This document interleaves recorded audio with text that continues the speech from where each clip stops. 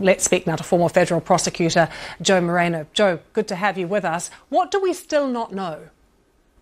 Well, remember, a lot of this we knew already because this case was being prosecuted. Donald Trump was charged by Jack Smith about a year and a half ago. So we've already seen a series of court hearings. We saw the indictment. We saw basically the blueprint from the prosecution about how they planned to present and win their case. So what we're seeing in this report now is basically a lot of the details, a lot of the facts regarding why Jack Smith felt he had a strong case, the information about what he planned to present at trial, like witness statements and documents and on-the-ground individuals who saw what happened on January 6th. So it fills in some of the gaps that we did not know, but there's going to be very little that's surprising here because, again, the prosecution was already in process for the last 18 months.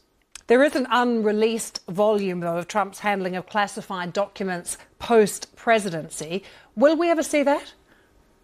That's a little more cloudy because in that case, there are still two other defendants besides Donald Trump who the charges are technically still pending against. And so those are the ones that say, wait a minute, we're still potentially going to be charged here, so there should not be a public report issued about us. And so far, the courts have agreed with that. Now, in all practicality, in 6 more days when Donald Trump takes office, he's going to dismiss those charges against those two individuals. So most likely, we're not ever going to see that report because it's in the Justice Department's discretion whether to release it in part, in whole, or not at all. And what's your feeling about that, Joe? Because there are those that say the public needs to know that there should be a full release of the findings, that the implications of that should be discussed. And it's also about public trust in the legal system and the process.